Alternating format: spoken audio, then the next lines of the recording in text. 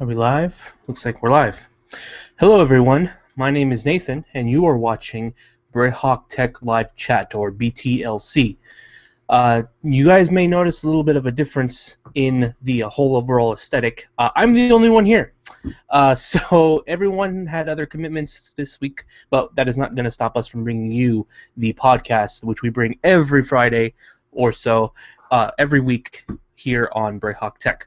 But the other thing you might not notice for those watching live is we're not broadcasting on the Braehawk Tech channel. That is because I don't have the credentials for Braehawk Tech.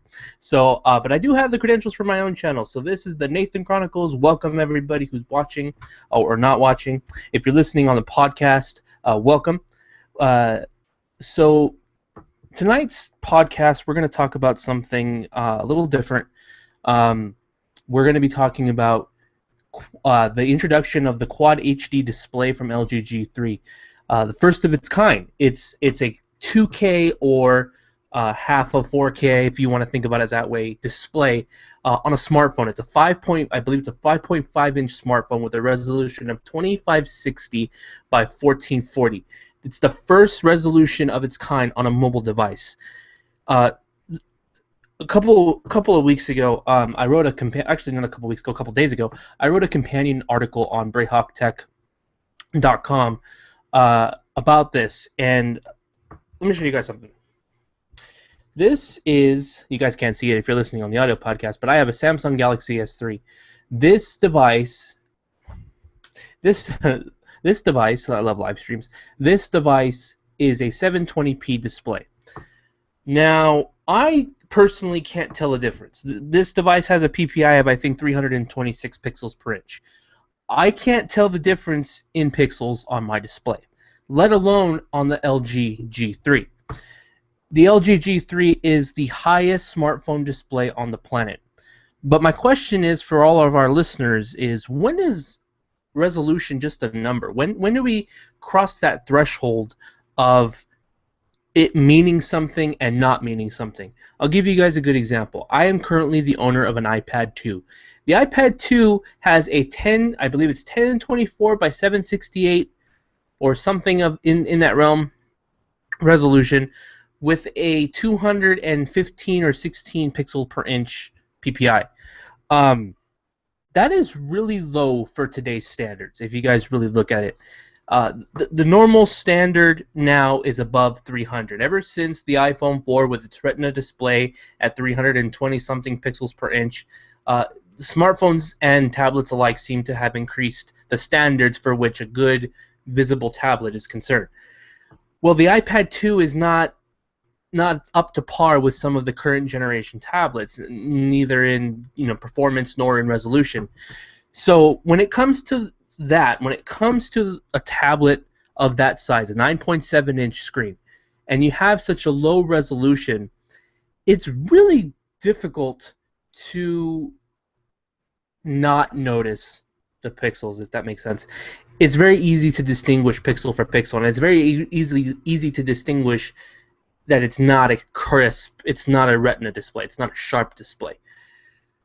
But when you get into these phones and tablets, like for example, Samsung just released their new Galaxy S Tab, which has, again, a 2560 by 1600 resolution on a 8.1-inch form factor. It's very, very easy to get lost in the content. It gets very easy to get lost in the content and not pay attention to pixels because you can't see them. You just can't see. Your eye cannot physically see these pixels. However,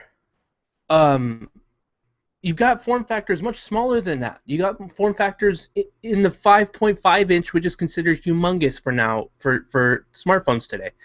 So, as an example, this is a 4.8-inch screen with a 720p display coming in at around 310, 320 pixels per inch. I'm not exactly sure the metrics. But if you look at the display, it's hard to differentiate pixels. It really is. Everything looks crisp, smooth, sharp. Now, this is a 3-year-old phone. This came out in 2011 or 2012. It's either a 3-year-old or 2-year-old phone. And we have much better displays now in the same form factors. We have 1080p displays now, which is the new standard. 720p used to be the standard. Now we have 1080p.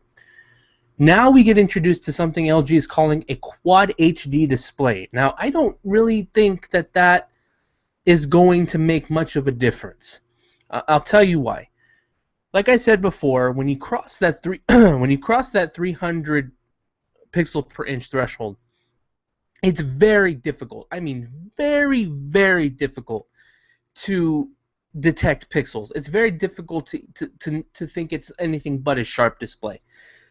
So when you hold up two devices, say you have a 1080p display device in one hand and you have a Quad HD display in the other hand, in this case probably the LG G3, you will not be able to tell the difference between device A and device B. It just isn't going to happen. Device A is just as smooth to you as device B is. So when it comes down to it, I have to wonder, what advantages do the smartphone industry have? No, not even just the smartphone industry. Let's go into the whole mobile devices industry, including tablets. What benefits are there from having a display that is so sharp and so crisp, your developers' programs won't even be optimized for it?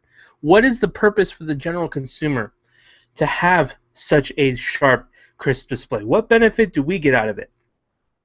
Now, other things that go into the display, like color gamut, saturation, etc., those things are important because they will produce an overall better image. Not necessarily sharp, but an overall better image. So I have to ask, why is Quad HD becoming a trend now? Why is it something that everybody's interested in? I know a lot of people, and I mentioned this in the article. You can go check that out at BraehawkTech.com.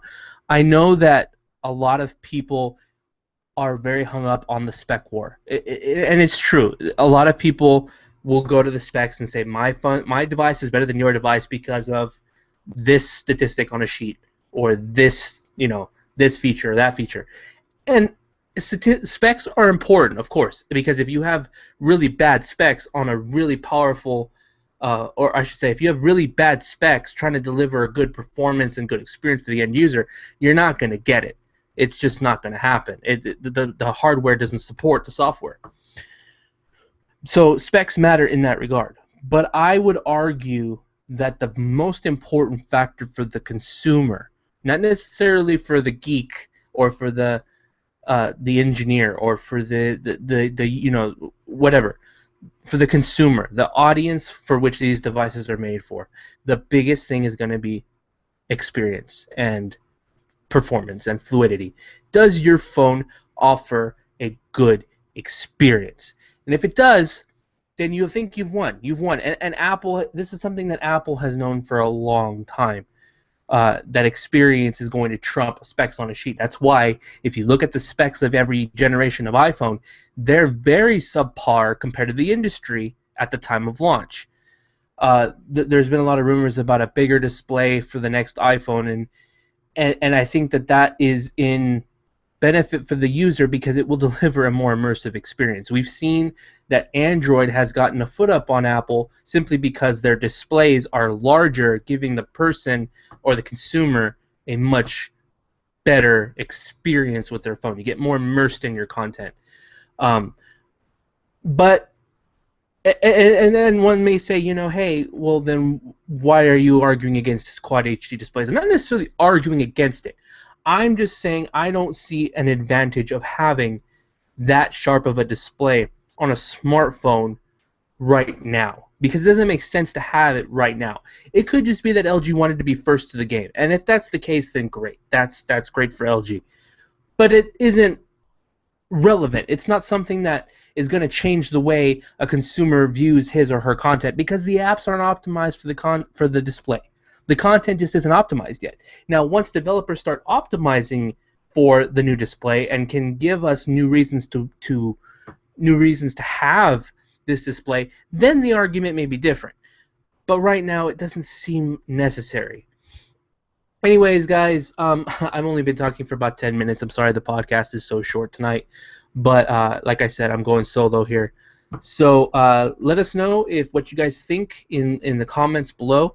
Let us know what you guys think over at BraehawkTech.com. We are a tech company that offers a wide variety of services for your computer, for social media, for pretty much anything else you can think of relating to this industry.